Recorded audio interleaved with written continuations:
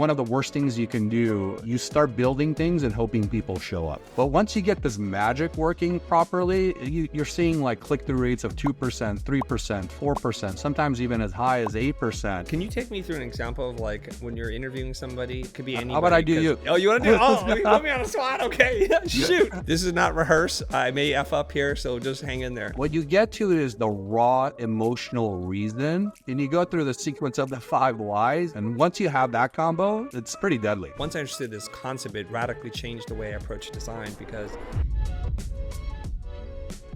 What is up, everybody? Today, Hamlet is joining me, and he's a marketing executive with 20 years of experience, and he's helped venture-backed startups that range from pre-seed to early stage Series A and B. I don't know what that means, so we'll have to talk about that a little bit. As a senior growth advisor in his role, he's helped develop playbooks, hired and trained the marketing and growth teams. Hamlet, welcome to the show. Thanks for having me on, Chris. Excited to be here. For people who don't know who you are, can you give us a little intro about how you got into this field that you're doing? Yeah, sure. So I work with startups, particularly early stage, which usually means it's the founders who have an idea. They might not even have a product yet. They have definitely no revenue. They have 0 customers so far. I want to go through and try to figure out if there's a business here and what that business is.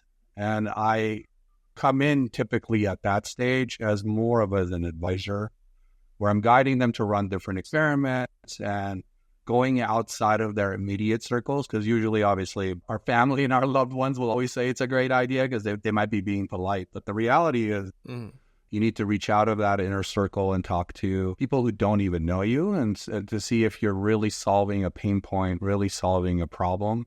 And that's what I do in the early stage. I know that people use this term startup. There's the technical definition of what a startup is, right? Can you explain that before you continue? What a startup is a group of founders or a team, a small team that gets together, and what their goal is to build a new company, a new service that solves a pretty scalable problem, and it will most likely disrupt the status quo. I'll give you a specific example. One of the startups that we helped scale up was called Camino Financial, and it was started by 2 guys out of Harvard Business School, Sean and Kenny Salas. And when I met them, they were at the super early stage, meaning it was literally them at a Regis co-working space hanging out, trying to figure out how they would disrupt the B2B financial tech industry, but predominantly providing loans for first-generation Latino-based businesses. And so when I came in, we were ideating, how do we go about running different experiments? How do we test this concept?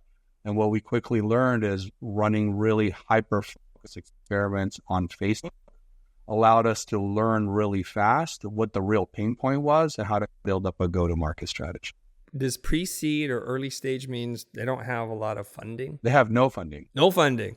Okay. In this scenario, they had just received their first few checks. And most of the time, those checks might be friends and family, or it might be angels. They had received about $700,000 or so. And in the grand scheme of starting a business, that might sound like a lot, but it really isn't. When you're factoring in, it's like 5 people working for $700,000, right?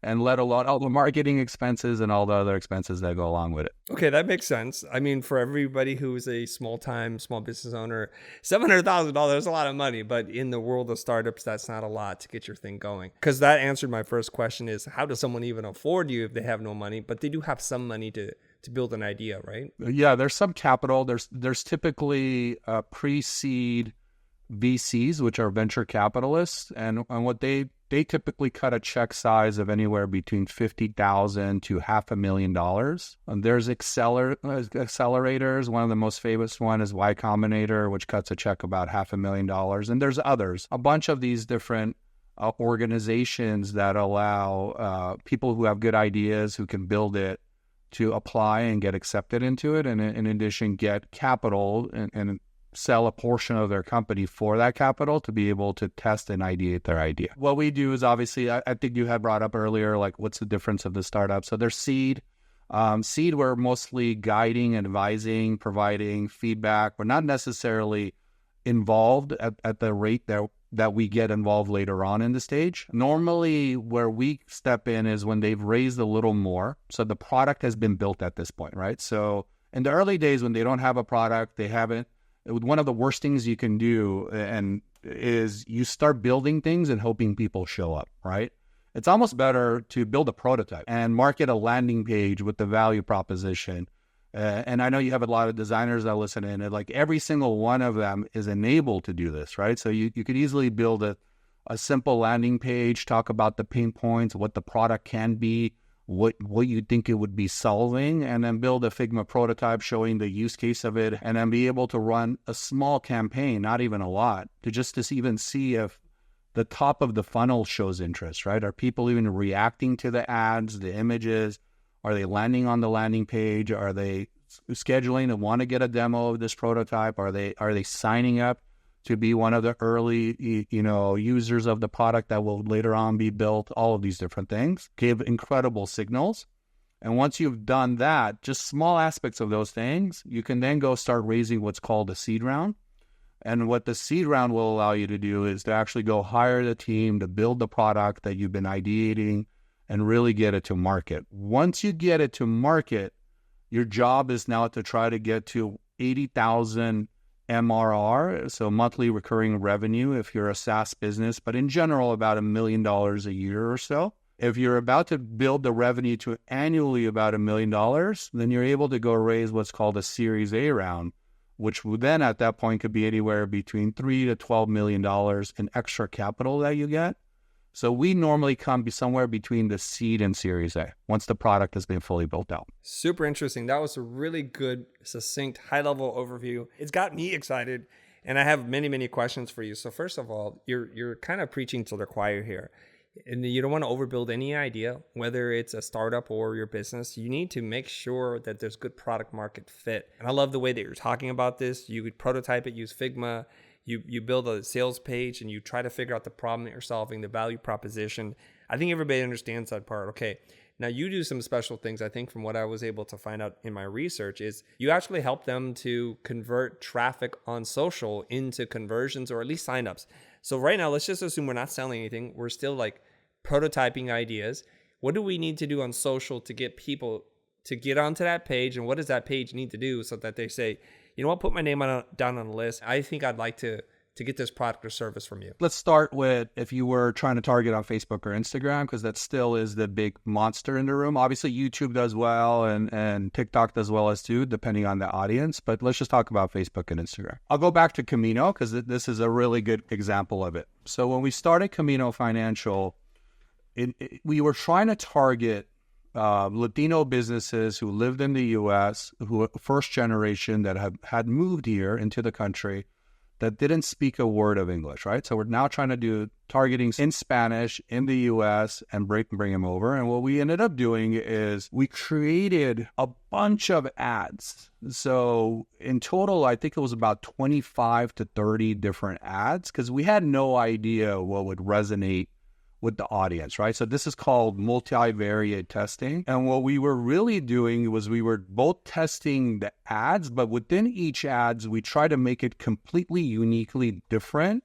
focused on one thing and mainly on the value proposition or a theme. So for example, one theme would be product specific. Hey, we're going to give you a loan, right? Like the loan is at this rate. It's all of these. The other thing might be at a value specific. Are you trying to build generational wealth for your family? The other one would be more family specific, right? Like, so all these different themes we had going on that were completely different, but were centered around the product as well. And then at the same time, we were testing different targeting options, trying to figure out which targeting option would get us in front of the right audience.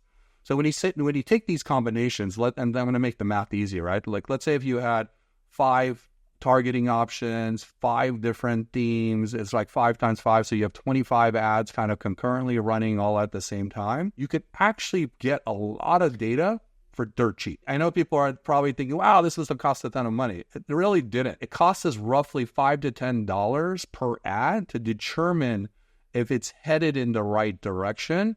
And then you quickly start turning things off, and then you quickly start understanding what works. And what this taught us in a really short manner was that, specifically in this audience, what really mattered for Latino businesses was the orientation of family and having imagery that was of them. The rawer the image, meaning at the restaurant or even with one of our sales associates, with our sales associate at the restaurant with them, talking about their business with a picture shot, outperform any creative that we produce. So any beautiful ads that we had, any imagery that we had, just didn't do at the same notion as just a really raw photo taken at the restaurant itself. So for people who haven't run Facebook ads yet, and you say it's not expensive to get ideas, this is really like cheap research that you can do. You're running, say at this point, 25 ads. So each piece of creative goes out to 5 different types of audiences as you're segmenting your audience.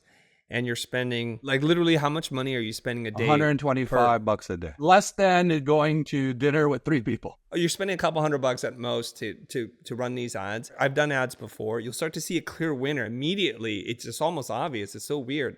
And it's not always what you expect. You think, oh, this is going to be the winner. And it's not always the one that you perform. And then all of a sudden you start to kill certain ideas and you realize a couple of them work really well. Do you do a second round of ads? So once you start understanding a concept of working, a theme is working, you start going deeper and deeper into that. And this is what I love about like creative, right? And so the world of taking the creative concept and really is resonating with the customer or the user persona, understanding their emotions, understanding what's unique. And once you figure that out, so it's not just the demographic info, it's more the psychographic info. And then really going deep in each one of those themes allows you to figure out a unique creative that is completely scalable in the market. And once you have that combo, it's pretty deadly because then you can scale up. So now you're getting, if people who haven't run ads, so like on Facebook, most ads get about a 1% click-through rate, which is average, right? Like, so that means for every, let's say, 100 people that see the ad, 1 person will click on that ad. And then if you're lucky out of that, if you're doing a decent job, you get maybe a 10% conversion, right? So that's 10% of the people do what you want on the landing page and give you your contact information. But once you get this magic working properly, you're seeing like click-through rates of 2%, 3%, 4%, sometimes even as high as 8%.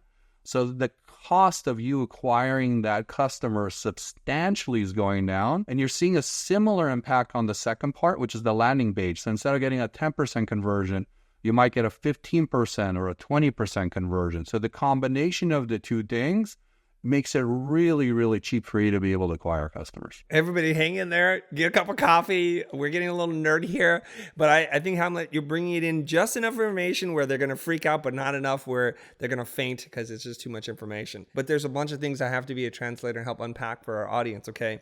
Almost everybody listening understands demographics. That's like age, occupation, income, where you live, and geography, are you married, all that kind of stuff. Fewer people understand the importance of psychographics. So first of all, what is a psychographic and why should people pay more attention to that? It's the why. So that's the way I like to describe it, right? So there's the 5 whys. If you ask any customer, why did you do this? And then they'll give you an answer. And then you ask another, why did you do this? And you go through the sequence of the 5 whys usually. What you get to is the raw emotional reason of why they made that decision.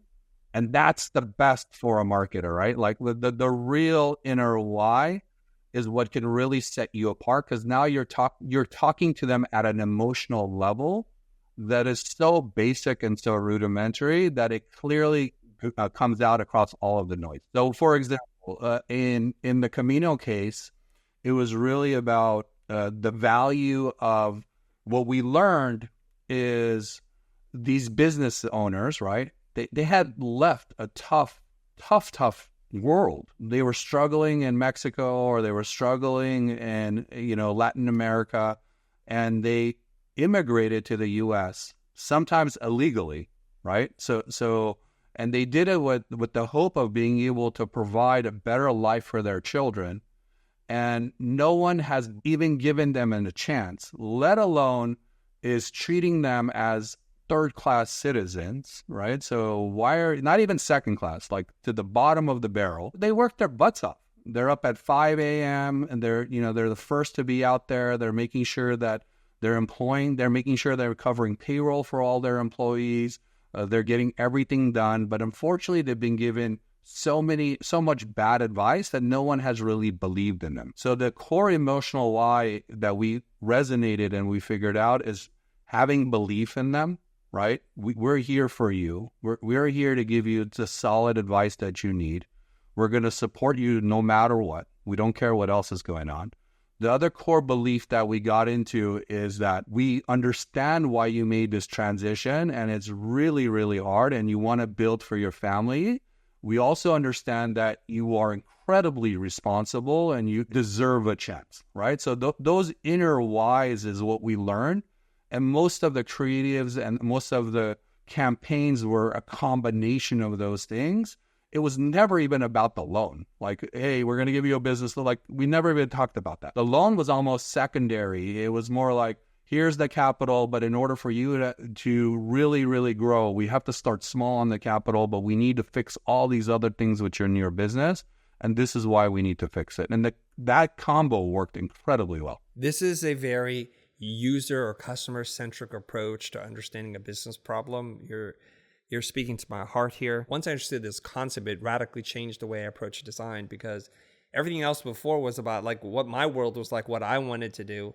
And if you put that aside and say, like, there's a person in front of you that's trying to solve a real problem. They have wants and needs, hopes and fears. When you start to unpack that using your kind of 5 why process, you start to really understand what moves them, what motivates them, and what their dream outcomes are so that you can speak to that. And that's really important. Did you do this when you said you were able to discover this? Did you do this by interviewing people, or did you sit around and strategize using your vast knowledge and experience of how this stuff works? A bunch of different things. So we did sort of both qualitative and quantitative. So quantitative is we created a type form. For those of you who don't know, it's a tool that allows you to take a bunch of surveys. We created a beautiful survey. We sent it out to who we had as emails, right? And who we thought were going to be our customers. And honestly, not a lot of them filled it out, right? So it was like we emailed, I think it was like 1,000 people. We got maybe 40 responses back. So we're like, all right, I don't know what I learned but from 40 people.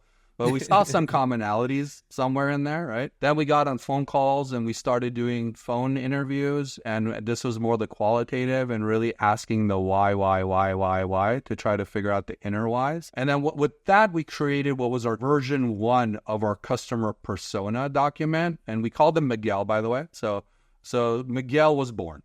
Then we started running different test experiments that I mentioned earlier, validating both and disproving the opposites, right? So we knew what we had a good idea of what would work. We also went on the fringe edges of it to be 100% clear that this is exactly who Miguel is and this is what he believes in. And then once we started getting all these learnings, we had him locked and loaded. We're like, okay, we understand who Miguel is now. That allowed us, honestly, to be able to scale the business from what we were, that small little company, to having offices in both downtown LA, Mexico City, and Colombia within 2 years. That little unlock, nothing changed after that. It was really like, we knew who Miguel was, we knew what Miguel cared about, and everything we did in marketing and every decision we made on both the product, what is the loan we're going to offer them, what is the experience we're going to do, how are we going to communicate with Miguel, was done with that early work in that customer discovery process. We got to take a quick break for something really exciting. This video is brought to you by us, the Futur. If you're tired of relying on word of mouth, generating inconsistent leads, unpredictable work, and riding the revenue roller coaster, Futur Accelerator can help. We know that creatives work differently, and so does Accelerator. Think of it as the best parts of coursework, coaching, and community that all come together in one magical place where creatives are building their businesses together. Like Angelica Hidalgo, a website designer who booked 2 clients in 1 week without relying on social media. And Shava Oropesa, a photographer who booked 2 photo shoots with a new client simply from sending some emails. In Accelerator, you'll not only learn battle-tested strategies to generate leads consistently, we will hold you accountable to take action on them. See how Futur Accelerator can help you spend less time chasing leads and more time doing what you love. Learn more about the coursework, community, and coaching you'll get as an Accelerator member. Head to thefutur.com/accelerator. Take a behind-the-scenes tour or try it out risk-free for 30 days with our money-back guarantee. We'll see you inside. All right, back to the video. Can you take me through an example of like when you're interviewing somebody, what the first question is, and then how the 5 whys and the responses they get? Like, it doesn't have to be about communal financial. It could be anybody. How about I do you? Oh, you want to do? Oh, you put me on the spot. Okay, shoot. All right. Okay, go ahead. Let's do it. Okay, everybody. This is not rehearse. I may F up here, so just hang in there. Okay, do me. So, Chris, honestly, there's no right or wrong answer to any of these questions that I'm going to be giving you. So this first part is obviously I'm level setting the expectations. All I really want from you, Chris, is the honest truth. Okay. The more honest you are with me, the better overall it's going to be for us to be able to build a better product for you or to be able to provide a better service. And so that whole initial onset is really just getting them to be comfortable and to be able to get them to be as open and as honest as they can be about it. Tell me about those headphones that you're wearing right now. What do you like about them? They're modular. I think they're a Danish company.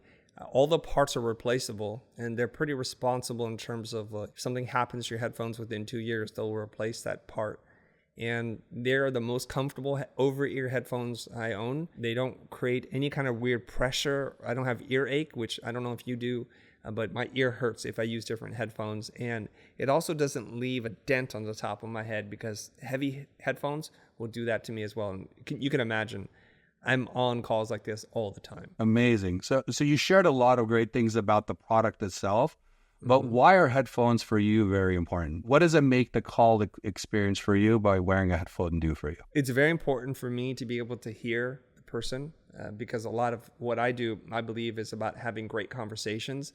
And so I want to listen to every single word. If you let out a sigh, I need to hear it. And I have very sensitive hearing. So this really allows me to isolate the sound and focus in on the conversation, the person in front of me. Amazing. In the environment that you're in right now, does it get loud?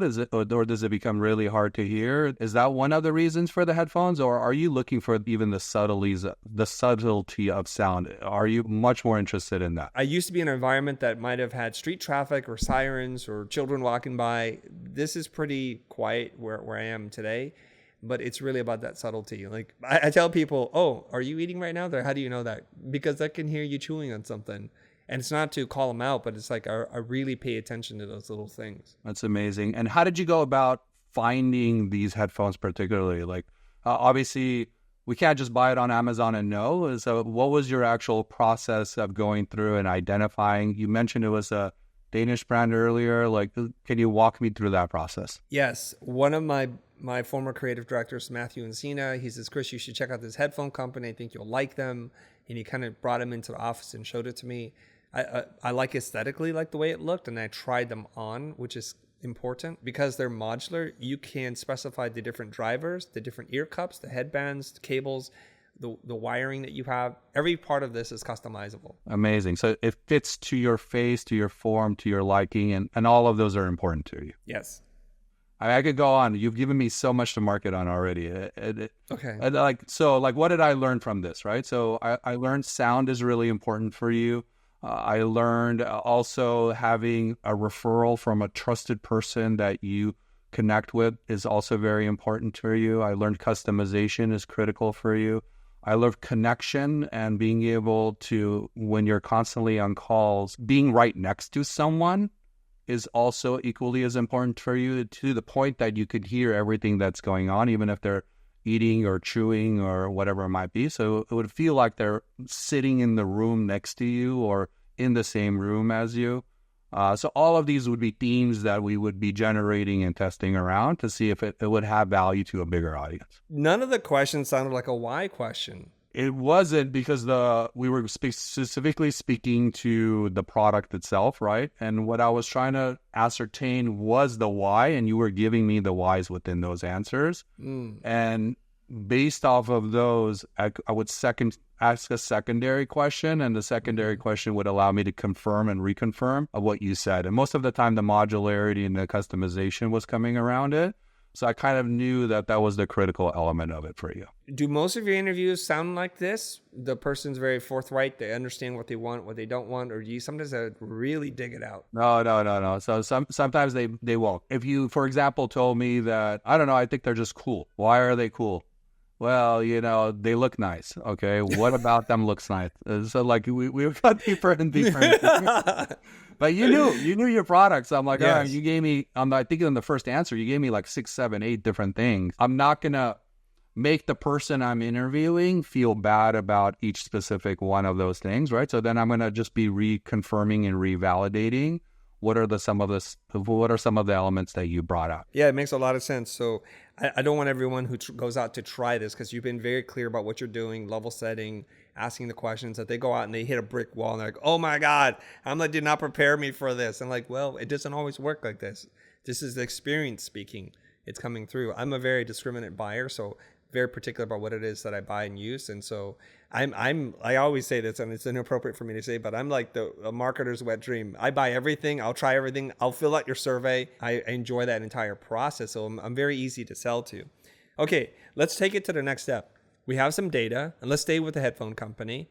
How do you then convert this into maybe some of the different, when you say multivariate testing, what are the different specific things that you might want to target and run a campaign on, and what might that sound like? So here, right, like the headphone company, what we learned about you was customization, modularity. So kind of showing that in actual real life. What do each piece of the puzzle look? What are the different parts of it? And that right now you're just testing that idea. And so you go one by one on each one of those ideas in the early onset to see what the winners are, right? So is modularity really, really important, or is it being in a room, this whole idea of like you could hear me chewing or you can hear my daughter crying in the background and all of those different things, right? That would be a whole other concept, right? So now like you have the headphones on and you're saying, is she okay? Like the whole idea that, that the fact that you could even hear that is incredible, right? So to me, that shows that, wow, that this really can pick up sound to that level of it. You start testing these different themes of the different answers you gave. And then once you start seeing which ones are winning, you start combining the two, or where it makes sense. Obviously, the customization and the sound element of it wouldn't be a daughter imagery. It would be something else, right? So, or it would be like the weight element of it. You said, I don't even feel like it's on anymore. It's really snug on my ears, like it blends in with my hat. Like it actually looks really cool. It looks like I'm wearing, a really tight headphone, and it's really lightweight. All elements of those will allow you to kind of quickly learn what's working. And then once you figure that out, then you might start testing different audiences, right? So the audiences you might be testing are remote workers, is this really important for them? Or designers, is this really, really important for them? Or people who are constantly on like Zoom calls, or like you can kind of figure out what tools that they're using, what work style that they have, and so on and so forth. And then you start zoning in onto those different elements. It might be Apple users. Apple users might be completely different than Android users, and a combination of those. Okay, I like where this is going. So I'm taking notes here, right? So this is great that we're talking about a real thing that people can see and understand versus something abstract. So I think there's lots of lessons to pull out of this.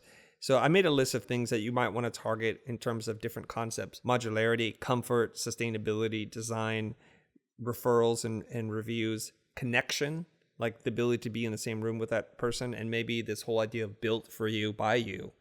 Okay, and then the visual came up, even though maybe the idea of listening or hearing your daughter crying isn't something I might want to see, but if I had a young child and I'm like on a trip somewhere and I can't talk to my children, it's kind of like the second best thing to being in the same room as your child, or something like that. Or connections so clear you might swear they were in the same room, or you can hear somebody's grinding their teeth or something.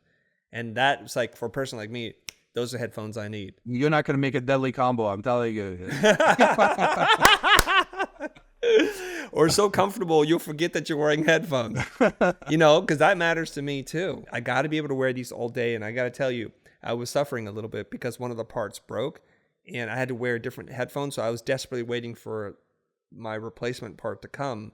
And after each call, I'd have to take the headphones off, and I could just feel the weight, the dent that was left by the previous headphones. Good headphones, by the way, but not really as comfortable as these are. One thing I want to highlight, and I know you talk about this a lot too, I've seen it in some of your streams, is one thing we didn't get into at all was price. Yes. So okay, tell me that's why. a really important part of this. I don't even know how much those headphones are, but the more we stay away from being the cheapest on the block, and the more we focus on the value and the connection and what it offers, the better it is for the product itself, but also for the marketer, right? Because now the connection is further away from, oh, it says this $100 or is this $200 or is this $50? So you're no longer in the barter commodity category. You're now more in the value creation, and you're solving a real pain point. And the pain point that you're solving with this headphone is obviously incredible sound, comfort, being connection, all elements of that, versus, oh, this is just a really cheap headphone. Because everyone could really create the really cheap headphone, but that's not what this product really is, right?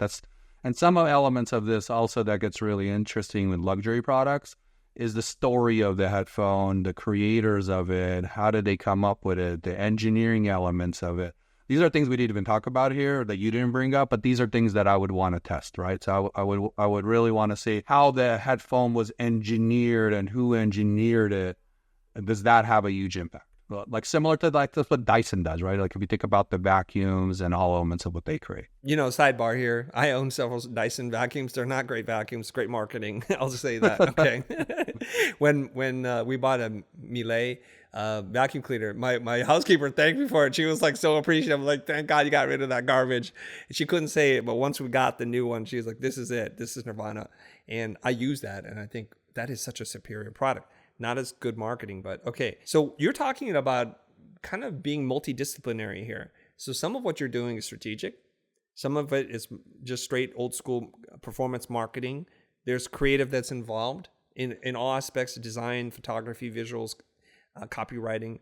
And then there's a little bit of this that's tech, which is you need to run the campaigns. You need to understand targeting, and there's a tool set there. And you're putting all this together. And so that now we know what ad is going to work. And then the idea now is the market is signaled to us interest in something. They go to a sales page.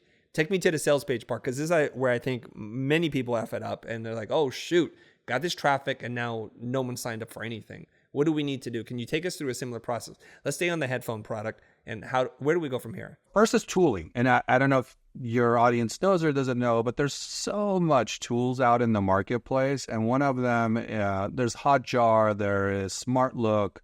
And what these tools allow you to do is to create both heat maps and videos. So now you're able to actually see what happens with the users when they land on the page.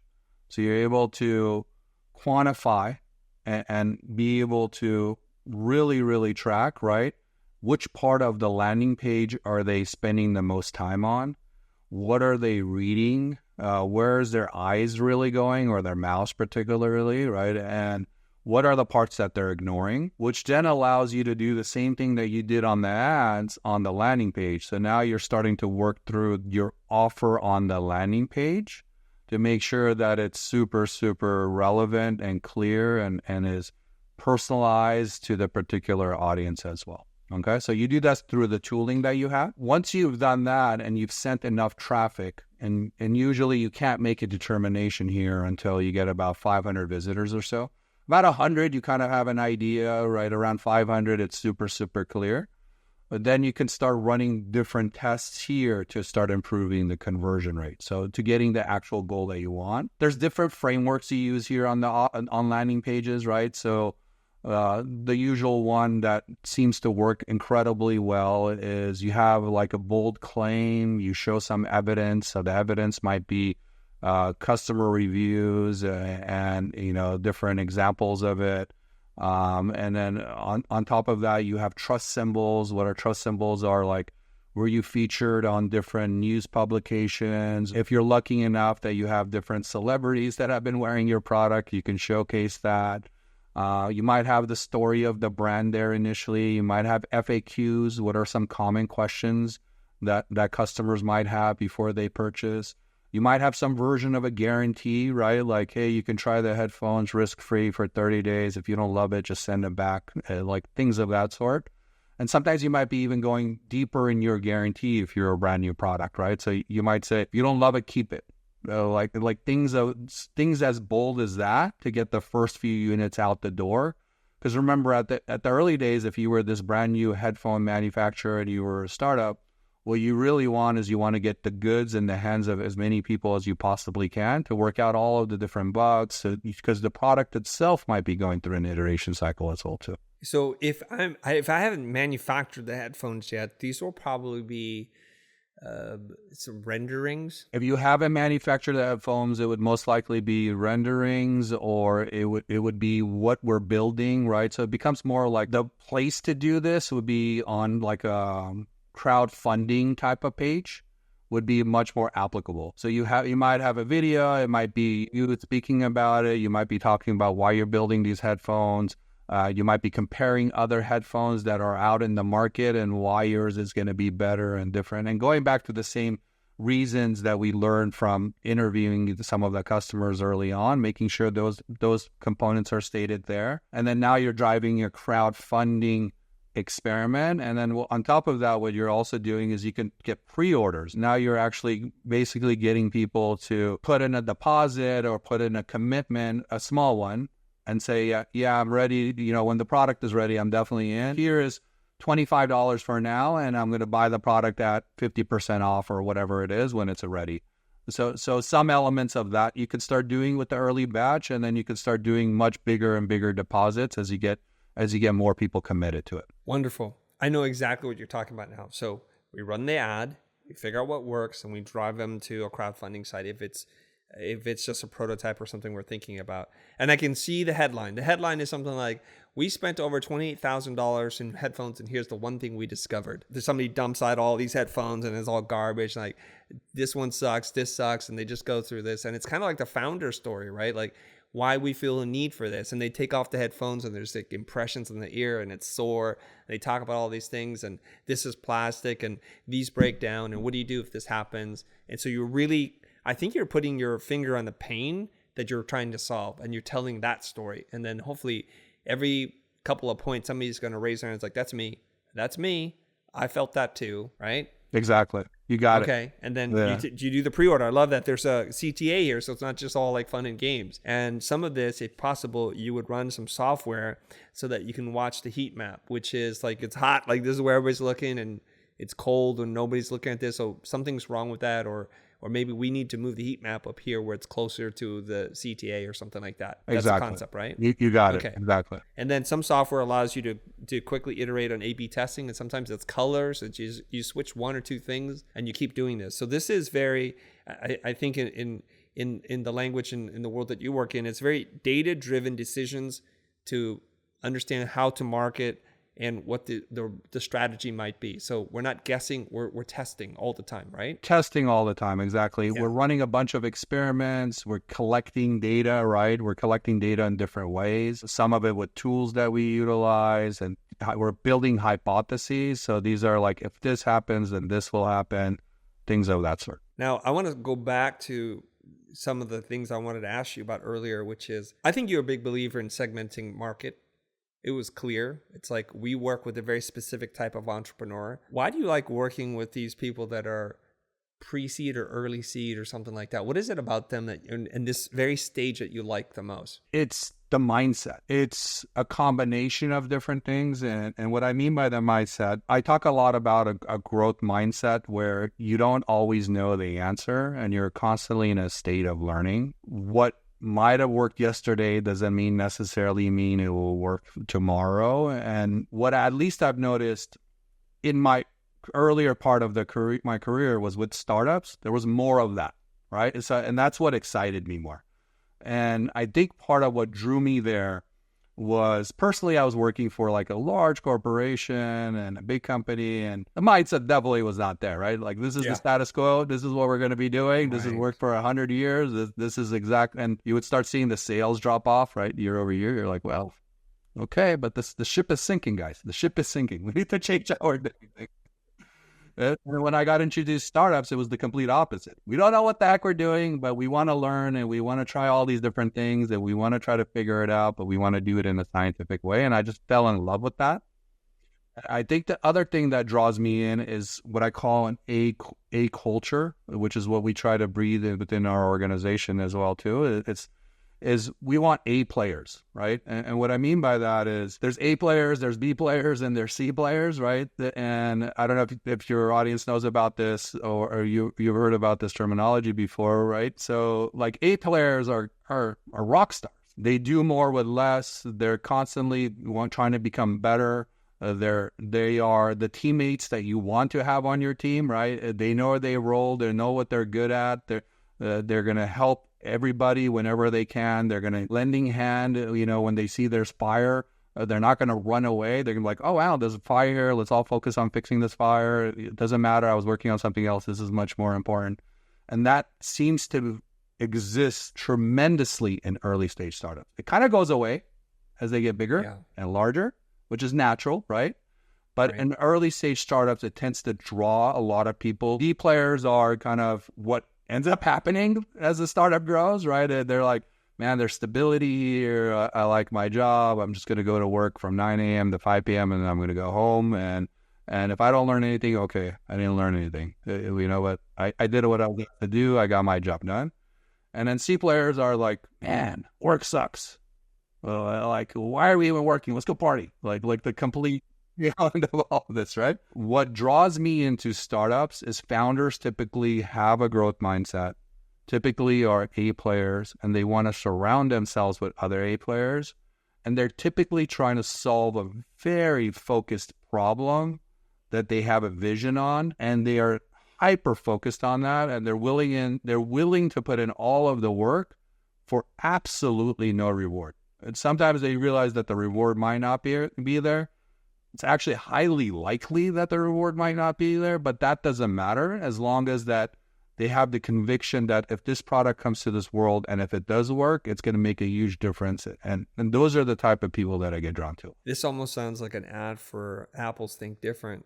Here's to the troublemakers, the square pegs and the round holes. Incredible ad, right? That's probably one of the best ads of all time. I didn't know this at the time, but that's a Jack Kerouac poem that they just licensed, I think. So Kerouac wrote that, and then whoever at Chai Day who figured that out, like, let's use this. And it really speaks to the heart of these mavericks, these misfits that dream of a better world. And I think that's what you're talking about. So A players tend to be divergent. They imagine a better world. Sometimes they're altruistic, and they're deeply driven by purpose and passion, and that's what they want to achieve. And then the B and the C players tend to be more convergent thinker. They think there's one way to do something, or they're very process oriented. So if it doesn't fit within a playbook, they're like, nah, I don't know what to do. Not my job. Or they're just phoning it in. Just like, I wonder how long it's going to take before they realize I'm not doing anything and I'm just going to coast for as long as I can. And then probably have a lawsuit with HR because of wrongful dismissal. You definitely need to stay away from those kinds of players. Maybe those are F players and not C players, in all fairness to C players. There's so many more things that we can talk about, but I want to make sure that we get to a couple of things that you want to talk about. I know all over your resume, it's like SEO. I go to your site.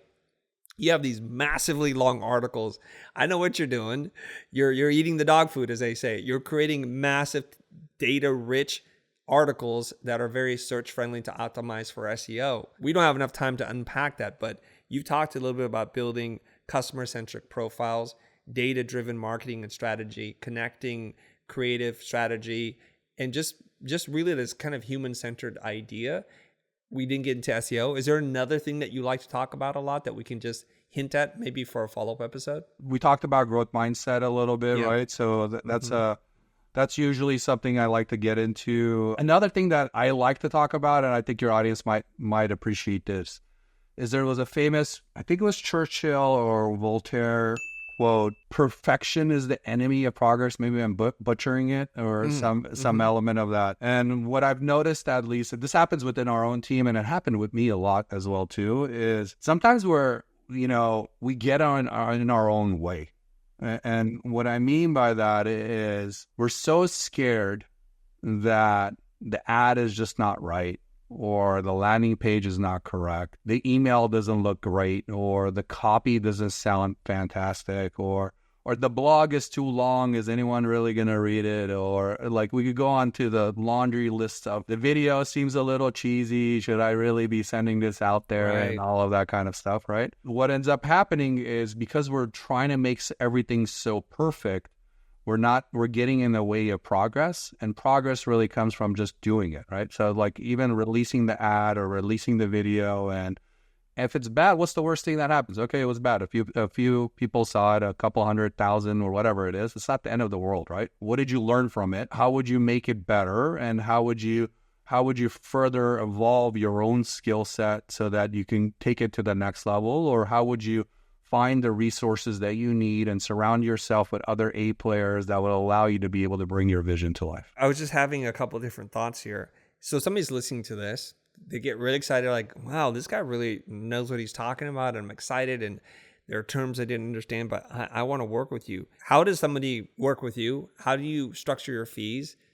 Give us an idea about how this might work, so in case they feel like, yeah, I got to dig a little deeper. We try to, let me give you kind of explain what the process is, right? So I haven't talked about what I do, so, so let me I probably have to fill people. Yeah, okay, back it up. All right. Once I've finished the consulting component of working with the different venture-backed startups, right? So the different VCs themselves, so the guys with the capital will come to me and they would ask, can you coach other of our companies, our portfolio companies? I would say, honestly, I'm good. I had 3 clients at the time. All 3 were doing phenomenally well. One is Camino, we talked about earlier in the podcast. Another one was called CBDFX, which was doing incredibly well as well. I was more helping them with advisory and guidance. And the third was Disco as well, where I was more hands-on helping them build out their go-to-market strategy. So I had 3 clients. I was paid well across all 3 of them. I was living a good life, but there was something really missing for me. And what was really missing was I felt like I had stagnated, right? So I had gone from being an A player to really a B player, even though all businesses were doing well. And there was something not happening there for me. And then with the encouragement of my wife and also the VCs, they told me you need to do more, you need to provide more, and why don't you start teaching? And I know teaching is really big as well for you. And so I said, okay, that makes sense. So I started doing mentors. I started teaching at different universities. And I started falling in love with that. Then I traveled I'm Armenian. So Armenian is an Eastern European country. It's been in conflict for hundreds and thousands of years. And me being Armenian, not being born in Armenia, but living most of my life in the U.S., my wife was Armenian from Armenia. She finally encouraged me to go back home. When I went back home, I fell in love with the country, right? They teach programming at an early age and free at modern facilities like Tumo, and creativity is off the charts. But what was missing, at least what I saw, is this new modern approach of marketing that I like to do, which is this data-driven marketing that we've been talking about. And I wanted to change that. So I decided at that point I wanted to start a school.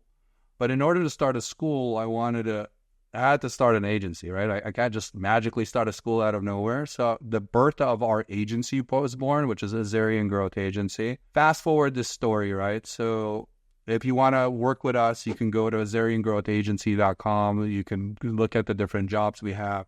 But if you want to learn with us, we also have an academy, which is A Growth Academy, right? So you can easily apply and be any of the classes. All the students get 100% scholarships. This is not an ed tech platform. We review very closely all the applicants. We go through the application process. We want to make sure we're bringing people that are genuinely interested in this and they want to join startups and they want to be part of a startup team. And we cover all the expenses, so there's absolutely no cost to that. And we do, if you have a startup, we do the same. So you can apply and join, and we cover the fees for the startups as well. The startups pay nothing. The startups pay nothing, students pay nothing. And how do we do all of this? It's really... Yeah, I'm like, how does this work? Your agency, right? So what happens with the agency is we're working with different startups, very, very selective and high growth companies. So these are typically businesses that are, and the high growth companies, they're already doing about $2 to $3 million a year, but they're stuck. They're founder led, right? The founder has a great vision, has a great product, has a great business, might have a great service, and has scaled it to a certain point, but they can't figure out a go-to-market strategy. So if you're one of those people listening in today, feel free to reach out. Or they're further along. They're doing about 12, 15, 18 million a year, and they're also stuck. And they're trying to grow their business. It's typically an e-commerce business at this point. And they have some marketing working, but they might not have a marketing department. They might have one or two people who are marketers, but don't know the modern way of doing things, and they're looking to augment that team. So they would hire our agency. And what our agency does, which is different than most typical agencies, now finally what we do, right, is we build teams. And what we will do is we will build a team of a UI UX designer, a programmer, right, typically a front-end developer, sometimes even a back-end developer, an analyst, a marketer or a growth marketer, a content marketer, and a writer. So it's like becomes like this really hit squad or pod, unlike other agencies that do something like that similarly, where you might be working on 10 accounts or 15 accounts. We literally focus you on one or two accounts. And because of that, our rates might be a little bit higher. So most typical agency engagements run at around $6,000 or $8,000 a month or so on a retainer basis. We're a little above that. So we start at 10 and we go higher than that. So I know I wanted to answer your question, but I wanted to give you full context to all of that. No, that was very helpful, and I'm glad you answered that way. I think, and I'm not saying this just facetiously. This is one of those ones where I probably could benefit from another hour talking to you. There's many topics here. I want to geek out with you, all kinds of stuff. I want to just quickly ask you this last question before we have to run. Unfortunately, I have another thing I got to do. Is what's the tech stack? What is the tech stack that you guys like? Oh my God, there's so many. So you rattle them off, they'll fly across the screen. There's so many.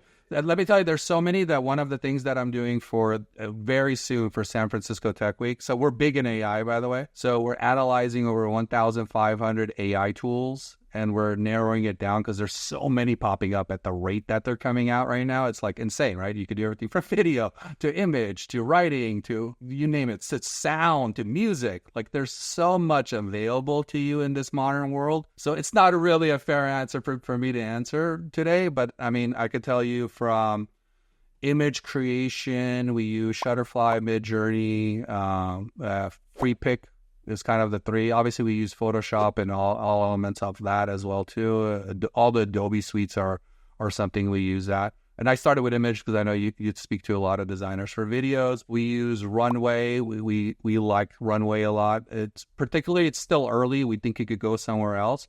And we use some of the avatar generation ones like HeyGen, where you can create an avatar version of yourself that is scary real, like it's almost like literally you. I'm trying to think what else your audience would be interested in. Well, you mentioned Figma, you mentioned Hotjar. Figma, Hotjar, Smart Look for the components of it. Something that might be interesting for your audience too, which we find very helpful, is if you have clients that get a lot of phone calls, there's a tool called CallRail that will allow you to do recording of the calls and then to transcription and sentiment analysis and summation.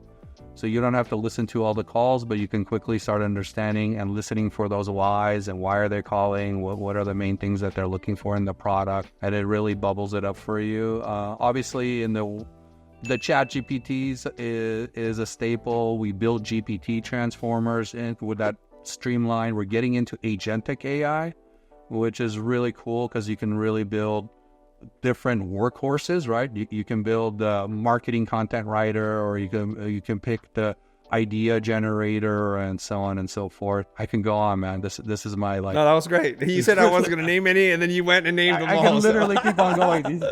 I'm sure you can. I believe it. It was awesome talking to you. Thanks for sharing with us today. And I want to do this for our audience. If you're watching this on YouTube, please leave a comment and ask us a question about what you would have liked to learn more about. And if there's enough response there, if Hamlet's willing, we'll circle back and we'll do episode 2. But that's really dependent on you. So make sure you comment in the section below. Hamlet, it was a pleasure talking to you. I wish you the very best. I'm excited about just the things I've learned today. And I know our creative community can apply them. So y'all just don't listen to an episode. Really, you got to take some action here. And don't let perfection get in the way of progress, everybody. Thank you, Chris. Thanks for having me on. Hi, I'm Hamlet. You're listening to The Future.